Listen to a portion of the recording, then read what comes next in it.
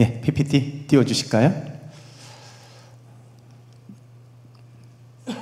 자, 오늘은 하이델베르그 요리문답 16문에서 19문을 중심으로 제목이 뭐죠? 예, 오직 하나뿐인 길이라고 하는 제목으로 함께 살펴보려고 합니다. 여러분, 세상의 모든 문명은요, 이거 안 넘어가는데 혹시 거기 문제가 있나요?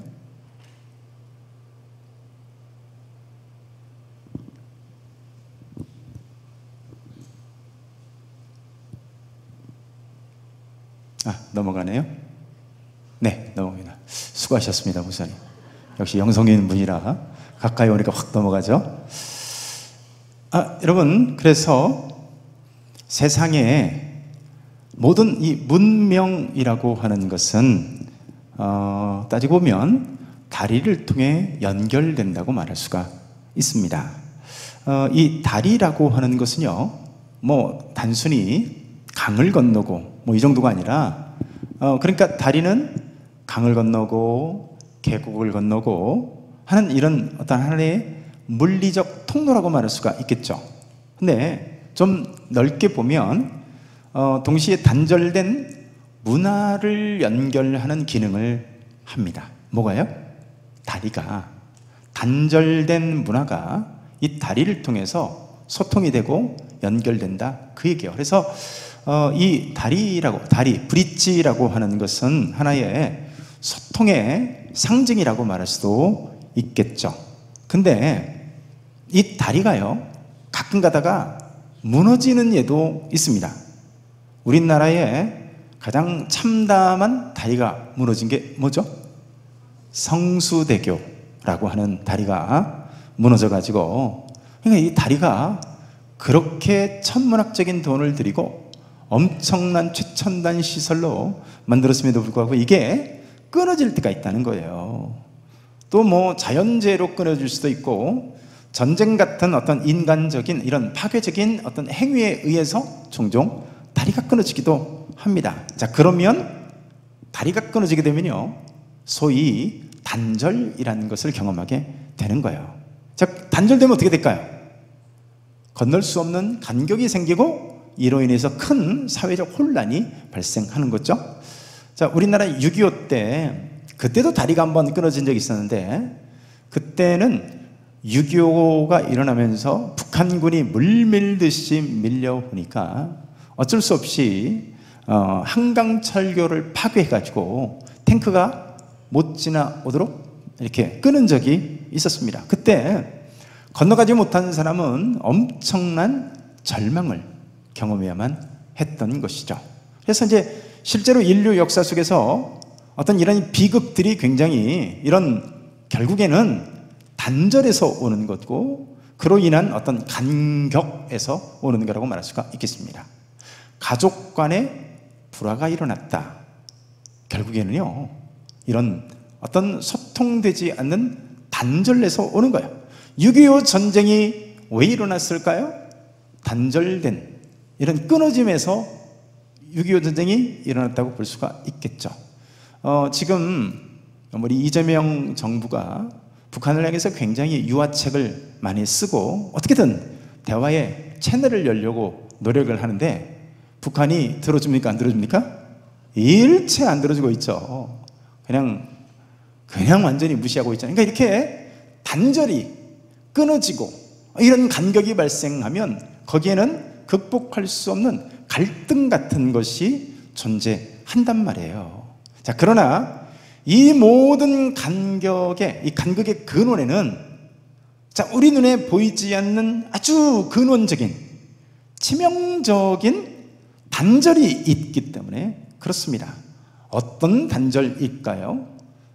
거룩하신 하나님과 우리 인간 사이에 건너갈 수 없는 간격이 있게 된 거죠. 그래서 죄를 지은 인간과 하나님과 우리 사이에는요, 이 깊고 넓은 이 단절의 골짜기가 생겨나고 만 거예요. 그래가지고 이 끊어진 다리에는, 하나님과 우리 사이에 끊어진 이 다리는 도저히 건너갈 수 없는 이 죽음의 강이라는 것이 생겼고, 결국에는요, 그 죄값으로 인해 가지고 하나님께 이르지 못해서 사람들이 멸망할 운명에 처해지고 마는 거예요. 자, 그래서 얼마나 많은 사람들이 이 간격을 좀 건너보려고 시도를 합니까? 대표적인 게 뭐예요? 어떤 착한 행실, 선한 행위들, 그죠? 어떤 사람은 도덕이라는 것으로 이 끊어진 다리를 극복해보자 하고, 어떤 사람은 철학적인 것들, 수많은 이 땅에 있는 어떤 종교 의식들, 이런 것들을 통해서 단절되어진 하나님과 우리 사이에 이 간격을, 이 끊어진 다리를 연결을 시도해보는 거예요. 그런데 여러분, 어떤 노력에도 결코 건너갈 수 없는 단절된 간격이 하나님과 우리 사이에 존재합니다. 여러분, 맞죠? 자, 그렇다면 이 영원한 간격을, 끊어진 이 다리를 메울 수 있는 유일한 다리는 정말 우리에게 존재하지 않는 것일까요? 이 죄로 인한 절망의 단절을 극복할 중보자가 가져야 될 세 가지 필수 조건이 있습니다. 그러니까 하나님과 사람 사이에, 하나님과 인간의 이 끊어진 다리가 생겼고, 간격이 생겼고, 넘어설 수 없는, 이어질 수 없는 이런 끊어진 것을 중재할 어떤 특별한 중보자가 반드시 있어야 되는데, 자, 오늘 이 중보자의 조건에 대해서 오늘 우리가 살펴보려고 하는 거예요. 자, 그래서요, 하이델베르그 요리문학 우리 16문을 우리 함께 한번 보도록 합니다. 자, 16문 질문입니다. 시작. 왜 그분은 참 인간이자 동시에 완전한 의인이어야 하는가? 자, 우리가 그렇게 많이 얘기하잖아요. 하나님이어야 되고 의인이어야 되고 뭐 이런 얘기 막 하잖아요. 왜 그러냐는 거예요. 자, 우리 답변은 우리 같이 한번 읽습니다. 답변 시작. 하나님의 공의 때문에 그렇습니다. 사람 자신이 죄를 지었으므로 사람 자신이 죄값을 치러야 합니다. 그러나 죄인 자신은 다른 죄인을 속죄할 수 없기 때문에 중보자는 반드시 참 인간이며 동시에 죄 없는 의인이어야 합니다. 그러니까 하나님과 우리 사이에 끊어진 이 간격의 문제를 해결할, 중보할 수 있는 중간자 역할을 할 수 있는 존재, 이 존재는 여러분 세 가지의 필수 조건을 갖고 있어야 되는데, 여러분 첫 번째 조건이 뭐라고요? 참 사람, 참 인간이어야 한다는 거예요. 왜 인간이어야 될까요? 그렇죠? 하나님이 천사들을 보내가지고 중보해주면 안 되나요? 왜 인간이어야 될까요? 당연히 죄를 지은 주체가 누구예요? 인간이잖아요. 그죠? 타락한 존재가 누구예요?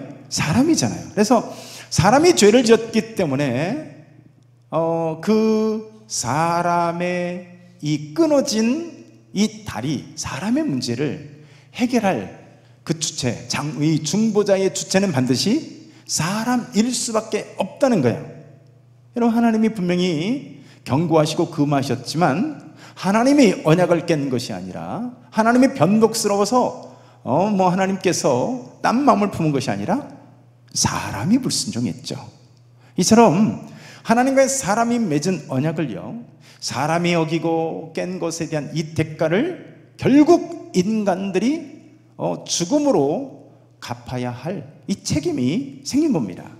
그래서 자, 우리를 대속할 중보자의 첫 번째 조건이 뭐냐? 사람이어야 된다. 사람이어야 된다. 참 인간이어야 된다. 그래서 여러분, 하나님이신 성자 하나님께서 어떻게 오셨어요? 빌립보서 2장에 그렇게 되어 있잖아요. 사람의 모양으로 오시고 자기를 낮추시고 십자가에서 죽으셨다. 그러니까 창조주이신 그분은요, 이 땅에 오실 때 살기 위해서 오신 분이 아니라, 놀랍게도 그분은 대신해서, 저와 여러분들의 죄값을 대신해서 죽기 위해서 오셨다는 거예요. 이 세상에 누가 태어날 때부터 나는 죽기 위해서 태어났습니다 하는 분 있나요? 전부 다 살기 위해서죠. 다 살기 위해서 공부하고 살기 위해서 직장 다니고 살기 위해서 꿈을 갖고 열심히 힘들지만 오늘도 견디면서 일을 한다고요. 왜? 살기 위해서. 사는 것이 목적이에요. 어쩔 수 없이 사람들이 늙어서 죽기는 하지만 어때요? 살기 위해서 이 땅을 살아가요. 근데 예수님은 태어나시는 그 순간부터 죽으시기 위해서 인간의 몸으로 오셨다는 거야. 자, 인간이어야 하기 때문에 우리 예수님이 하나님이심에도 불구하고 그분이 참 사람이 돼서 이 땅에 오신 거예요. 인간만이 인간을 대속할 수 있기 때문에 그렇습니다. 아까 얘기한 것처럼 그래서 천사도 우리의 중보자가 될 수 없고요. 구약시대 때 그 많은 수천 년 동안 양이나 염소나 이런 것들 통해서 제사를 드렸잖아요. 사람들이 오해하는 게 뭐예요? 아, 구약시대 때는 양이나 염소로 죄 씻음을 받고 신약시대는 예수님을 통해서 죄 씻음을 받고 이렇게 오해하는데요, 아닙니다. 구약에서 양이나 염소나 송아지나 이런 것들이 인간의 죄를 실제 사는 게 아니라 이 양이나 염소는 오실 메시아에 대해서 언약적으로 약속을, 그러니까 구약시대도 오실 이 양을 보면서 오실 메시아를 믿음으로 구원받는 거예요. 아직 오시지 않았지만 하나님께서 약속해 주셨잖아요. 그분은 신실하시고 그분은 변개치 아니하시고 시건치 아니하신 분이신데 그분이 야, 네 죄를 대신해서 죄 없는 양이 죽잖아, 죄 없는 염소가 죽잖아. 근데 이 양이나 염소는 실제로 죄를 사지 못하지만 진짜 배기가 온다. 진짜가 와서, 진짜 사람이 와서 이 양이, 죄 없는 양이 네 죄를 대신해서 죽는 것처럼 그분이 오실 것이다. 이걸 믿음으로 구약시대 때는요 구원을 받은 거예요. 그러니까 여러분, 신약시대 때도 믿음으로 구원받고 구약시대 때도 어떻게 해요? 정신줄 놓으시면 안 돼요. 어떻게 해요? 믿음으로 구원받습니다. 이런 굉장히 중요한 얘기예요. 안 그러면 세대주의 구원론이 되는 거예요. 자, 여러분, 구약시대 때도 믿음으로 구원받고 신약시대도 믿음으로 구원받고, 구약시대는 어떤 믿음? 예수님이 오신다라고 하는 오실 메시아를 믿음으로 구원받고, 신약시대 때는 오신 메시아를 믿음으로 구원받는 거예요. 그래서 어떤 이런 의식이나 제사를 통해서 오늘 장차 오시게 될 예수님을 예표할 뿐이지 실제로 양이나 염소가 사람의 죄를 산다? 못 산다는 거예요. 자, 그래서 예수님이 우리 죄를 건져내시기 위해서 창조주이신 그분이요 사람이 되셨어요.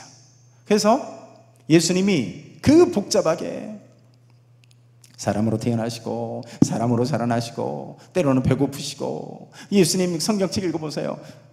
참 예수님이 얼마나 많은 눈물을 흘리셨는지 몰라요. 그죠? 여러분, 예수님이 때로는 행로가 고나여 지치시기도 하고, 줄이심으로 금식하실 때는 배가 고프시기도 하고, 그리고 긍휼히 여기실 때는 눈물을 흘리시기도 하고. 자, 여러분, 예수님은 참 사람으로 오신 줄로 믿습니다. 예수님은, 그러니까 우리가 당하게 되는 모든 이 시련과 배신과 염려와 이런 것들을요 우리를 대신해서 이미 다 경험하신 거예요. 그래서 그분만이 우리의 참 대제사장이요 중보자가 될 수 있다는 거예요. 자, 여러분, 자, 첫 번째 조건, 참 인간이어야 한다고 그랬죠. 두 번째 조건은 뭘까요? 두 번째 조건은, 자, 16문의 답변처럼 죄가 없어야 한다는 겁니다. 그러니까 우리의 하나님과 우리 사이에 끊어진 이 단절, 그것의 구원의 다리 역할을 하시기 위해서는요 그 중보자가 죄가 있어서는 안 되는 거예요. 여러분, 첫 번째 조건, 참 진짜 인간인과 동시에 죄가 없어야 돼요. 만약에 인간이 아니어도 된다면 태어나자마자 새끼 양 잡아다가 대신 속죄 제사를 드려서 구원받으면 되겠죠. 근데 이게 가능하다? 불가능한 거예요. 왜요? 사람만이 사람의 죄를 대신할 수 있기 때문에. 근데 중요한 게 뭐예요? 사람이어야 하는데 두 번째 조건이 뭡니까? 죄가 없는 사람만이 인간의 죄를 대신할 수 있다는 거예요. 생각해 보세요. 죄에 똑같이 빠진 사람이 어떻게 저도 죄에 빠져서 허우적거리는 사람이 다른 사람을 건져낼 수 있겠어요? 자, 같은 배를 타고 가다가 너도 나도 수영을 못하는데 같은 배를 타고 가다가 파산해가지고 배가 파산해가지고 망망대해 바다 가운데서 빠져 지금 같이 죽어가고 있어요. 똑같이 죽어가고 있는 사람이 어떻게 다른 승객을 구할 수 있을까요? 망망대해 대서양 한복판 같은 데서 불가능하다는 거예요. 자기 빚 때문에 어떤 사람이 파산을 했어요. 돈 한 푼 없는 알거지가 됐어요.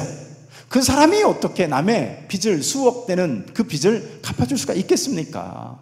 여러분, 예수님께서 만약에 조금만이라도 죄가 있는 분이었다면 그분은 우리를 대신해서요, 우리의 죄에 대한 채무를 이행할 기본적인 자격이 안 되는 거예요. 자, 그래서 여러분, 우리가 아시는 바와 같이 예수님은 동정녀 마리아를 통해서 오신 줄로 믿습니다.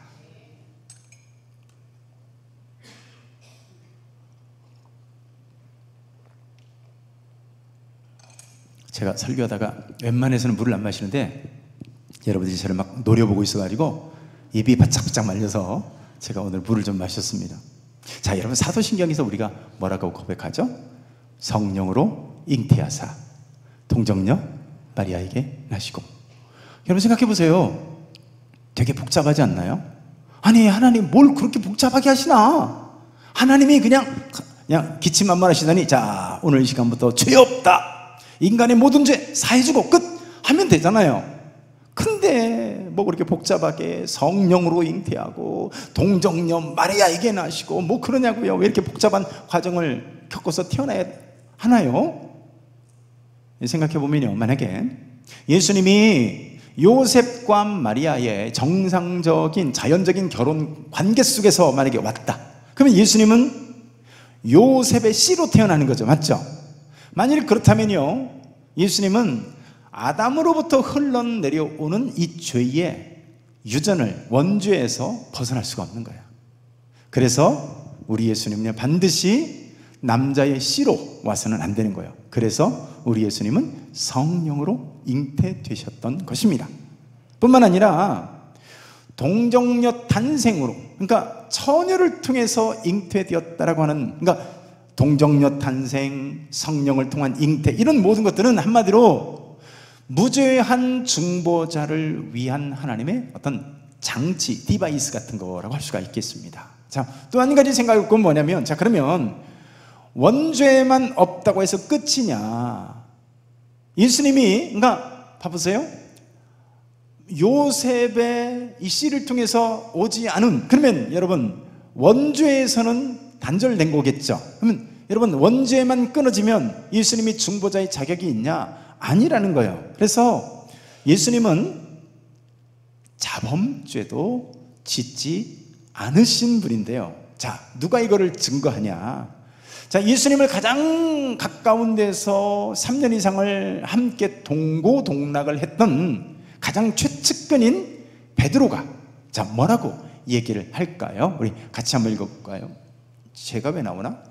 잠깐만요. 자, 우리 요 성경 말씀 읽어봅니다. 시작. 그는 죄를 범하지 아니하시고 그 입에 거짓도 없으시며 욕을 당하시되 맞대어 욕하지 아니하시고 고난을 당하시되 위협하지 아니하시고 오직 공의로 심판하신 이에게 부탁하시며 친히 나무에 달려 그 몸으로 우리 죄를 담당하셨으니 이는 우리로 죄에 대하여 죽고 의에 대하여 살게 하려 하심이라. 그가 채찍에 맞음으로 너희는 나음을 얻었나니. 자, 제가 빨간 글씨로 써놨죠. 그는 죄를 범하지 아니하시고. 자, 이걸 누가 지켜봤어요?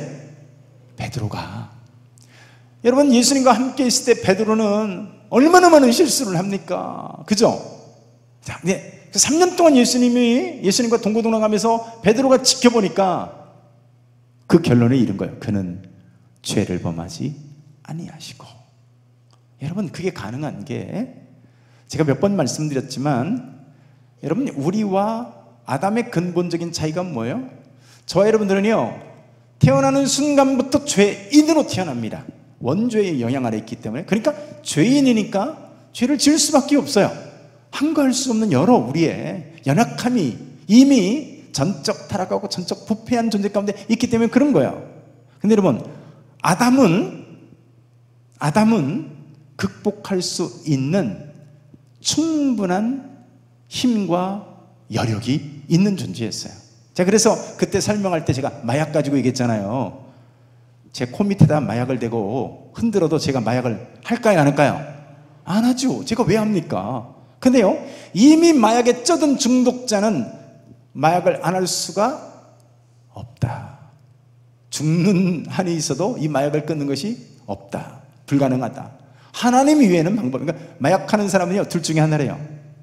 하나님께 구원을 받든가 아니면 자살하든가, 둘 중에 하나밖에 없대요. 그러니까 여러분, 아담은 스스로 죄를 선택해서 죄인이 된 거고요. 예수님은 어떻게 하셨다고요? 십자가라고 하는 어려운 짐이 있었지만 끝까지 예수님은 의를 선택하신 거예요. 그래서 예수님은 원죄만 없는 분이 아니라 예수님은 뭐까지 없다고요? 스스로 짓는 자범죄까지도 전혀 없는 분이었어요. 자, 반드시 그래야만 할까요? 맞습니다. 그분이 우리의 구원자로서의 자격이 되려면 반드시 그래야 되는 거예요. 자, 여러분, 첫 번째, 참 사람이어야 되고, 두 번째, 원죄가 없는 존재여야 되고, 세 번째, 자범죄가 없는 존재여야 합니다. 그래서 여러분 생각해보면 당연한 거 아니겠어요? 우리 죄를 담당하기 위해서는 그분 자체가요, 무죄한 분이어야 하는 거예요. 죄 없는 존재여야 죄 있는 우리를 대속할 수 있기 때문에 그렇습니다. 자, 그래서 하이델베르그 요리무답 제 17문, 자, 우리 질문을 한번 같이 봅니다. 시작. 왜 그분은 또한 참 하나님이어야 하는가? 자, 그러면 이해는 되죠? 참 사람이어야 된다? 죄가 없어야 된다?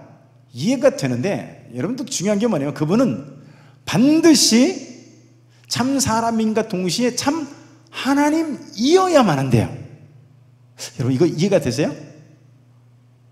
여러분, 우리의 죄를 대신할 중보자의 자격이 되려면 그분 존재 자체가 하나님이어야 되는 거예요. 자, 왜 그러냐? 답변이 뭐예요? 시작. 하나님의 진노의 무거운 짐을 그의 인성 위에 견디고 또한 우리에게 의와 생명을 얻어 주시기 위함입니다. 말이 좀 어렵죠? 쉬운 얘기인데 어렵게 들려지잖아요. 쉽게 얘기해서 왜 동시에 하나님여야 하냐고요? 그 이유는 뭐냐면요, 하나님의 진노의 무거운 짐을 감당하기 위해서 그래요.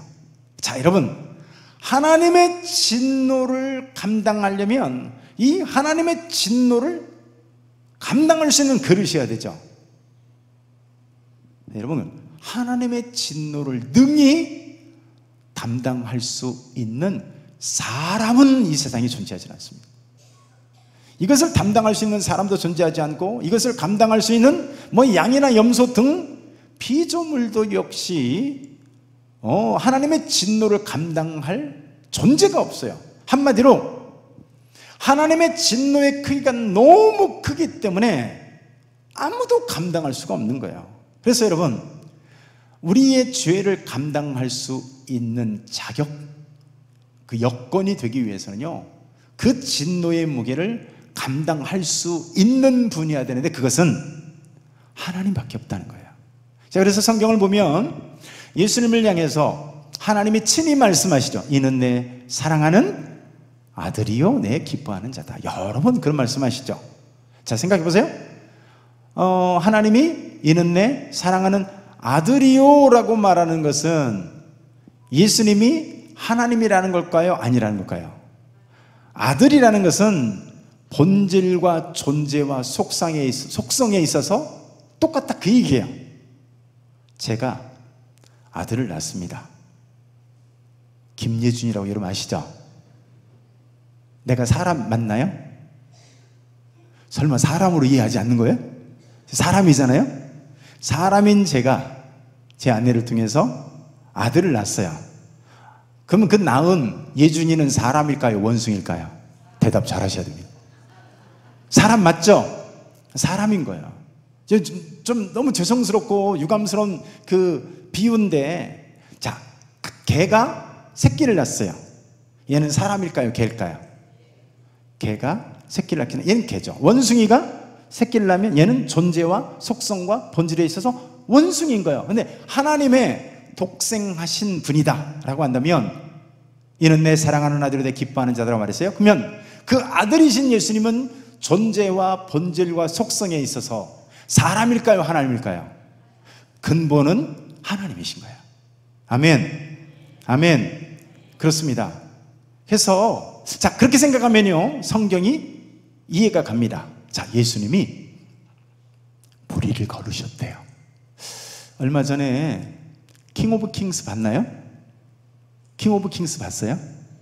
예, 외국에서는 대박 히트를 냈는데 대한민국 사람들은 워낙 완악해가지고 잘 안 봐가지고 크게 흥행은 못한 것 같아요. 근데 거기 보면 제일 멋있는 장면 중에 하나가 예수님이 물 위를 걸어오시는 장면이죠.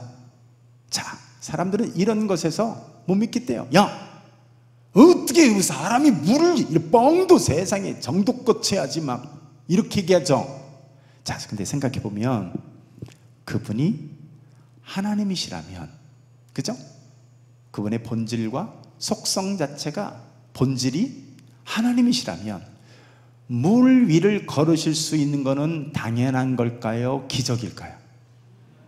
우리한테나 기적이지 그분은 상식이고 일상이고 당연한 거예요. 자, 예수님이 물을 포도주로 만드셨대요. 세상에 이걸 못 믿는 과학자들은 야, 그 화학 이 공식에서 다 틀어졌잖아. 뭐 물 분자 달라졌죠부터 시작해가지고 뭐, 야, 어떻게 포도주가 변해서 물이 되냐? 이 말도 안 되는, 성경은 역시 믿을 게 못 돼라고 하지만, 예수님 자신이 본질과 그분의 속성 자체가, 그분이 하나님이시라면 여러분, 물을 변해서 포도주로 만드는 것은요 너무나 당연한 거야. 심지어 죽은 사람을 일으켜 세우시는, 나사로를 살리시고 나인성 과부의 아들을 살리시고, 그죠? 12살 먹은 달리다쿰 해서 일으키시는 소녀를 살리시기도 하고 등등한데, 말도 안 되는 소리가 아니라 예수님의 그분의 본질을 생각하면요, 이것은 너무나 당연한 거예요. 심지어 그래서 사람들은 야, 내가 교회를 한번 나가줄 테니까 너 이것만 설명해. 야, 어떻게 처녀가 애를 낳냐? 이것만 설명해. 내가 교회 나갈게. 여러분, 그 사람은요 백날 설명해도 못 알아듣습니다. 근데 여러분, 우리의 신앙의 출발은 어디서 출발해요? 여러분, 신앙 고백 어떻게 합니까? 신앙 고백 우리 손 들고 하죠. 첫 마디가 뭐예요? 전능하사 천지를 만드신 하나님 아버지를 내가 믿사오며죠. 맞죠? 우리의 믿음은 전능하신 그분이 천지를 창조하셨다라고 믿는 이 믿음에서 출발하지 않으면 둘 중에 하나요. 성경을 전혀 믿을 수 없구나, 성경에 있는 모든 것은 당연한 것이거나, 둘 중에 하나가 되는 거예요. 근데 어리석은 사람들이 뭐 과학이 어떻고 물리법칙이 어떻고 해가면서 예수님을 의심하는 거예요. 근데 여러분, 예수님 그분은 어떤 분이에요? 그분 자체가 물리법칙을 만드신 주체 하나님이신 거예요. 아멘 합시다. 자, 그래서 여러분, 성경은 어떻게 증언할까요? 요한복음 1장 3절 우리 같이 한번 읽습니다. 시작. 만물이 그로 말미암아 지은 바 되었으니 지은 것이 하나도 그가 없이는 된 것이 없느니라. 자, 여러분, 여기 그라고 되어 있는데 그가요 하나님이 아니에요. 자, 여러분, 그 요한복음 1장 1절에 보면 태초에 말씀이 계시나 이 말씀이 하나님과 함께 계셨고 이 말씀, 그리고 쭉 나오다 우리 가운데 거하시며 독생자의 영광이요. 여러분, 그가 누구예요? 예수님이에요. 근데 여러분, 예수님으로 말미암아 지음 받았는데, 예수님으로 그러니까 그가 없이, 다시 말해서 예수님 없이 이 세상에 지으신 것들이 있다 없다? 전부 다 예수님이 지으셨대요. 자, 그럼 보세요. 자, 예수님이 하나님이시다. 예수님이 온 세상 천한 만물을 그분이 창조하셨다. 자, 그러면 여러분, 그분을 갖다가 물리법칙이 맞네, 뭐 과학적으로 틀렸네, 여러분, 이게 말이 돼요, 안 돼요? 어불성설이죠. 그죠? 그래서 여러분, 예수님은 그분 자신이 동시에 참 하나님이십니다. 자, 그래서 유한한 존재인 인간은요, 한 번 더 말씀드리지만 하나님의 무한한 진노의 크기를 어느 누구도 감당할 수 없기 때문에, 그가 석가모니든 누구든 할 것 없이 감당할 수 없기 때문에요, 반드시 하나님의 진노의 크기를 받아낼 수 있는 존재여야만 하고, 그래서 여러분, 우리의 중보자는 반드시 하나님이어야 합니다. 마치, 자, 여기 조그마한, 자, 이 컵이 있어요. 자, 이 컵으로 동해 안에 있는 바닷물을 담을 수 있을까요, 없을까요? 못 담죠. 마찬가지로 이 세상에 어떤 인간이나 어떤 양이나 염소나 할 것 없이요, 하나님의 진노의 크기를 담아낼 그릇이 없는 거예요. 오직 누구만 할 수 있어요? 하나님 그 자신만 하나님의 진노의 크기를 감당할 수가 있는 거예요. 그래서 여러분, 디모데전서 우리 2장 5절 읽습니다. 시작. 하나님은 한 분이시요 또 하나님과 사람 사이의 중보자도 곧 사람이신 그리스도 예수라. 아멘. 자, 그래서 여러분, 예수님은 하늘과 땅을 잇는 그분 자신이 유일한 사닥다리요. 자, 예수님은 하나님과 인간 사이에 세워진, 자, 유일한 길이요 다리입니다. 자, 그래서, 자, 하이델베르그 요리문답 18문, 자, 우리 질문 한번 읽습니다. 시작. 그러한 중보자, 즉 참 하나님이시면서 동시에 참 의인이신 분은 누군가? 이제 물어보는 거예요. 자, 이런 자격들을 갖춰야 되는데, 그런 분은 누군가? 자, 우리 답변이 누구예요? 우리 주 예수 그리스도이십니다. 그는 하나님께서 지혜와 영원하신 경륜 가운데서 우리에게 주신 분입니다. 주어진 분입니다. 자, 맞죠? 자, 아까 여러 가지 제가 조건 말씀드렸어요. 자, 그분은 참 사람이어야 된다. 그분은 죄가 없어야 된다. 그분은 동시에 하나님이 아니면 안 되는 거예요. 그죠? 자, 여기에 부합되는 인류의 다른 인물이 있어요, 없어요? 오직 예수 그리스도 한 분인 줄로 믿습니다. 그래서 사도행전 4장 12절 말씀에 천하 인간 가운데 만민 가운데 구원 얻을 만한 다른 이름을 주신 일이 없느니라 믿으시길 축복합니다. 이게 독선적인가요? 어쩔 수 없어요. 니들이 독선적이다 뭐 이렇게 말해도 어쩔 수 없어요. 우리의 죄를 감당할 중보자는 그래서 예수님밖에 될 수가 없는 거야. 자, 우리 성경 말씀 읽습니다. 시작. 하나님의 죄를 알지도 못하신 이를 우리를 대신하여 죄로 삼으신 것은 우리로 말미암아 그 안에서 하나님의 의가 되게 하려 하심이라. 아멘. 많은 사람들이 예수님을 뭐 3대 성인, 4대 성인 막 그래요. 세인트란 말 아시죠? 그러니까 소크라테스, 무슨 석가모니, 공자, 이슬람의 마호멧 뭐 이런 식으로 예수님이 성인 중에, 세인트 중에 하나래요. 근데 여러분, 저는요 개인적으로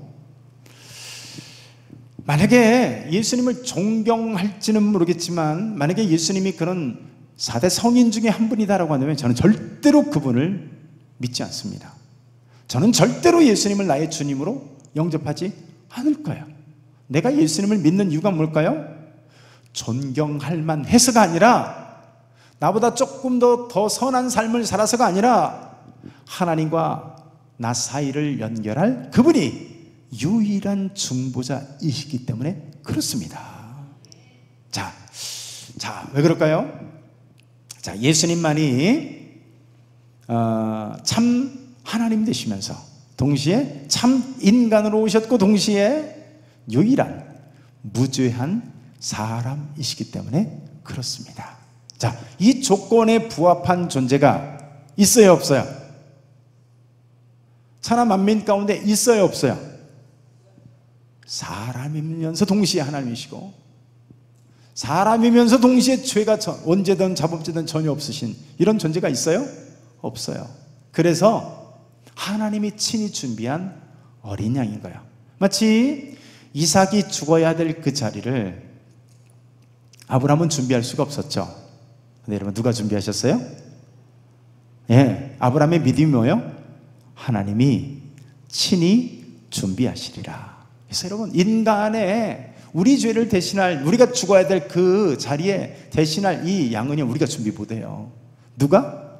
하나님이 친히 준비하시리라. 그래서 여러분, 하나님께서 창세기에 에덴 동산에부터 예언한 그 순간부터 결국에는 준비하시고 역사 가운데 섭리적으로 역사하셔서 드디어 예수 그리스도를 오게 만드신 것입니다. 자, 그래서 유명한 말씀 우리 같이 한번 읽습니다. 시작. 예수께서 이르시되 내가 곧 길이요 나로 말미암지 않고는 아버지께로 올 자가 없느니라. 그래서 예수님이 유일한 길이다, 그렇게 얘기하는 거예요. 왜 기독교인들이 못돼 먹고 독선적이고 이기적이어서 그렇게 얘기하는 게 아니라고요. 자, 동시에 예수님만이 죄를 해결할 수 있는 유일한 해결책이십니다. 어떻게 또 무슨 짓을 해도 우리는요 여전히 죄 가운데 있는 존재예요. 자, 그런데 여전히 아무리 발버둥을 쳐도, 아무리 고아원이나 양로원이나 뭐 가서 자원봉사를 해도, 여러분, 우리는 여전히 죄인의 모습으로 있는데, 그 예수님의 이 예수님의 거룩한 righteousness, 이 의로움을 통해서 우리를 덧입혀 주시고 우리를요 가려 주시는 거예요. 자, 여러분, 여기 신태인 지역이니까 익숙할 텐데, 농사를 지을 때 어떻게 해요? 정토에다가 하나요? 깨끗한 땅에다가 여러분 뭐를 내나요? 막 거기다가 거름 막 하죠. 그죠? 그러니까 밭이든 논이든 할 것 없이요 막 각종 거름에다가, 또 막상 심으려고 할 때 논 안에 뭐 지렁이부터 시작해가지고 거머리부터 시작해서 얼마나 많은 뭐 개미부터 시작해 죽은 사체들이 있을 것이며, 얼마나 많은 것들이 썩어서 그 안에 있겠어요. 그죠? 근데 여러분, 지금 한여름인데, 자, 상상해 보세요. 그런 막 실상은 파이처럼 그렇게 더러운데 밤새 하얀 눈이 서먹히 쌓였어요. 자, 그러면 여러분, 하얀 눈이 덮임으로 거름더미가 보여요, 안 보여요? 안 보이죠? 마찬가지로 우리의 이 더러움과 죄를 여러분 그 하얀 눈처럼 예수 그리스도의 의로 덧입혀 주셨기 때문에 우리는 여전히 죄 가운데 있지만 하나님이 보실 때는요 의롭게 보는 거예요. 자, 우리 성경 구절 읽어봅니다. 시작. 누구든지 그리스도와 합하기 위하여 세례를 받은 자는 그리스도로 옷 입었느니라. 여기 그리스도로 옷 입었다가 중요한 거예요. 여러분들이 구원받는 것은 여러분들이 죄가 없기 때문이 아닙니다. 저 교회 안 다니는 사람들보다 착하게 살아서 죄 안 지어서 구원받는 게 아니에요. 여러분, 예수 그리스도로 여러분들이 옷 입었기 때문에 하나님이 보실 때는 뭐를 봐요? 그리스도라고 하는 의의 옷을 통해서 그리스도의 의의 옷을 보는 거예요. 그래서 우리가 예수님을 믿고 영접하잖아요. 그럼 여러분, 우리가 예수님의 의의 옷을 입게 되는 거예요. 아담이 범죄한 뒤에 여러분 그 무화과 나무 뒤로 숨죠. 동산 나무 뒤로 숨죠. 그래가지고 무화과 나무 잎사귀를 따가지고 자신의 수치스러운 이 모양을 몸을 가리기 시작하죠. 근데 여러분, 하나님이 어떻게 하셔요? 하나님이 짐승, 자, 예를 들어서 양이라고 그래봐요, 편의상. 자, 죄 없는 양을 처음으로 죽여서 가죽을 벗겨서요 이 아담과 하와에게 가죽옷을 입혀준 거예요. 자, 가죽옷을 지어 입힘으로 말미암아 아담의 수치가 어떻게 됐어요? 가려지게 됐죠. 예, 맞습니다. 그러니까 여러분, 흰 양의 가죽옷만 보이게 되므로 수치가 가려진 것처럼 예수님을 믿고 그분이 이루신 것을 오늘 믿고 받아들이면요 이렇게 그리스도로 말미암는 의의 옷을 입는 것과 같은 거예요. 우리는 여전히 죄가 남아있지만, 자, 하나님이 보실 때는 어떻게 봐요? 자, 우리 지금 김복덕 권사님이 시커먼 옷을 입고 있어요. 그죠? 근데 저기다가 하얀 우리 찬양대 가운을 탁 머리끝에 발까지 입었다 쳐봐요. 그러면 흰색이 보일까요? 검은 것이 보일까요? 예, 하나님이 보실 때도 분명히 우리는 여전히 거름더미 같은 죄로 가득한데 예수 그리스도의 의의 옷을 머리끝에서 발끝까지 입음으로 말미암아 하나님이 볼 때는 우리를 의롭구나 라고 보는 거예요. 왜요? 뭘로 옷 입었어요? 예수 그리스도로 옷 입었기 때문에 그렇습니다. 그래서 여러분, 그 의를 통해서 우리를 보기 때문에 하나님의 법정에서, 그죠? 망치를 어떻게 두들겨요? 의롭다, 죄 없다 하시는 거예요. 자, 그래서 그러면 이걸 어떻게 하냐? 우리 19문 한번 읽습니다. 시작. 당신은 이것을 어디에서 알게 되는가? 우리 답변 한번 읽습니다. 시작. 거룩한 복음에서입니다. 하나님께서는 이 복음을 처음에는 낙원에서 친히 계셔 하셨고 후에는 족장들과 선지자들을 통하여 알리셨으며 율법의 죄물과 다른 의식을 통해 예표하셨고 마침내 그의 사랑하는 아들을 통해 성취하셨습니다. 자, 여러분, 제가 여지껏 설명한 이야기 있죠? 그게 실상은 성경 이야기 전체입니다. 구약 성경 내용 전체예요. 자, 여러분 보세요. 하나님이 최초로 하신 구원 약속이 뭔지 아세요? 자, 죄를 짓자마자 그 자리에서 하나님께서 처음으로 구원에 대한 약속을 합니다. 그게 바로 창세기 3장 15절 말씀이에요. 자, 여인의 후손으로 이 사탄의 후손에게 고난을 당한 후에 발이 쪼개지고 찔림을 당하지만 그 여인의 후손은 사탄의 머리를 깨뜨리게 될 것이다. 이게 원복음이라고 그래요. 놀랍지 않으세요? 인간이 죄를 짓자마자 그 자리에서 가죽옷을 입히시더니 그 자리에서 처음으로 하시는 복음에 대한 언약의 약속이 뭐예요? 여인의 후손, 누굴까요? 동정녀 마리아를 통해서 태어나는 예수 그리스도를 얘기하는 거죠. 그 예수님이 발과 손에 십자가에 못이 박히지만 사탄은 승리한 줄 알았지만 예수님께서 부활하심으로 말미암아 사탄의 머리, 사망의 권세를 깨뜨리게 될 거라는 거예요. 자, 그리고 그 다음에 바로 어떤 사건이 등장해요? 4장으로 넘어와서 의로운 의인 아벨이 의로운 제사를 드림으로 하나님을 기쁘시게 하는데 이게 누굴까요? 여러분, 예수 그리스도의 예표입니다. 근데 누구에게 죽임을 당해요? 죄 있는 자의 손인 가인에 의해서 죄 없는 의인인 아벨이 돌로 침을 당해서 죽임을 당합니다. 예수 그리스도를 예표하는 거예요. 그 다음에 5장 족보고 6장이 누가 나와요? 드디어 노아가 나옵니다. 여러분, 노아의 방주도 마찬가지죠. 누구를 통해서 우리가 심판에서 건짐을 받을까요? 노아 자신이 착하고 다른 사람들보다 뭔가 자격 있고 의로워서가 아니라 오직 그가 구원받는 것은 한 가지 행위 때문이에요. 뭘까요? 방주 위에 올랐기 때문이에요. 그러니까 방주 위에 오름으로 구원받은 거지, 이 노아가 저 밖에 있는 사람들보다 더 괜찮고 쓸만한 사람이다. 여러분, 방주에서 나오자마자 노아가 무슨 짓을 해요? 포도주 먹고 벌거벗고 막 그러잖아요. 그러니까 노아가 흠이 많은 사람인데 그가 구원받았던 것은 한 가지 때문이에요. 하나님이 예비하신 구원의 방주에 올랐기 때문에 구원받은 거예요. 여러분들이 어떻게 천국 갈까요? 예수 그리스도라고 하는 구원의 방주에 여러분들이 몸을, 영혼을, 인생을, 삶을 실었기 때문에 그 구원의 방주가 여러분들을 천국으로 이끌어가는 거예요. 그래서 여러분, 출애굽기에도 등장하는 게 뭐예요? 그 유명한 유월절 사건이 등장하죠. 어린 양의 피풀임이 누구나 다 죽임을 당해야 되는데 문설주에 이 어린 양의 피가 발려진 그 사람에게는 그 무서운 심판이 넘어가더라 이거예요. 여러분, 어떻게 우리가 하나님의 심판정 앞에서 정말 시퍼렇게 심판의 날이 서 있는 그곳에서 하나님의 심판이 넘어갈 수 있습니까? 심판이 넘어갈 수 있는 유일한 길 한 가지는요, 십자가에서 피 흘리신 어린 양 예수 그리스도의 피가 내 안에 효력으로 역사하는, 다시 말해서 내 영혼에 어린 양의 피가 인침되어진, 발려진 그 사람만 하나님의 심판대에서 넘어간다는 거예요. 구약에서 또 약속한 게 뭐예요? 광야에서 그들이 죄를 짓고 뱀에 물려서, 불뱀에 의해서 사람들이 막 죽어가죠.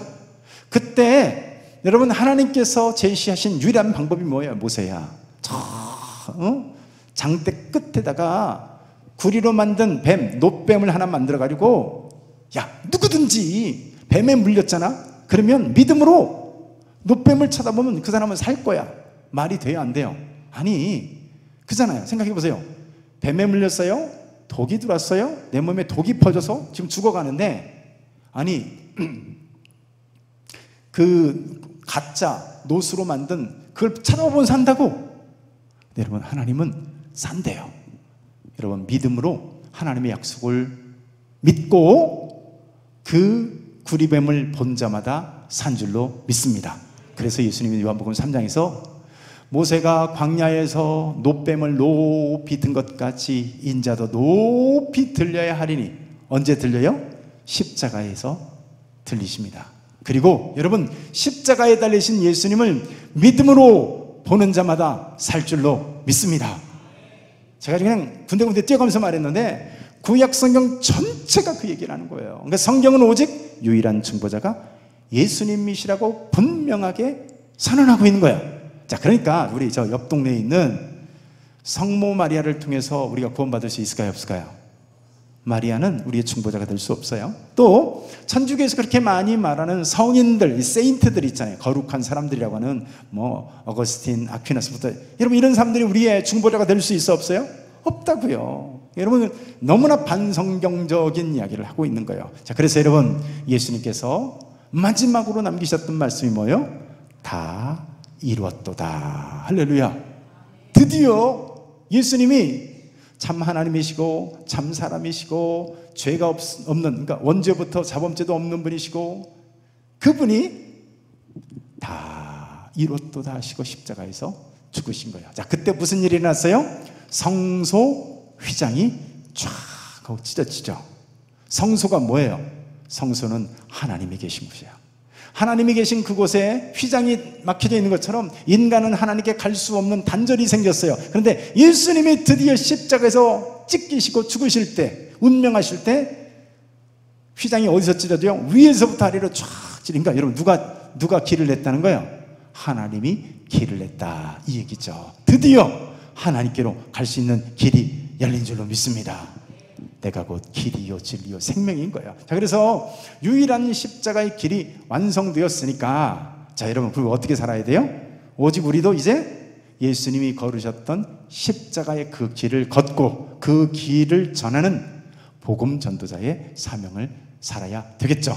자, 이게 우리를 구원으로 부르신 목적입니다. 자, 세상을 향해서 그렇게 외치는 거죠. 예수님만이 유일한 길이십니다 라고 선포하시면서 믿음 안에서 살아가시는 저와 여러분 될 수 있기를 축원합니다. 기도합니다. 하나님 아버지, 감사합니다. 오늘 유일한 길이요 진리요 생명 되신 주님, 아버지, 오직 하나뿐인 예수 그리스도의 이 십자가의 길을 아버지 하나님 우리가 통하여서 아버지 하나님 하나님을 뵙는 우리 되게 하여 주옵소서. 예수님의 이름으로 기도드리옵나이다. 아멘.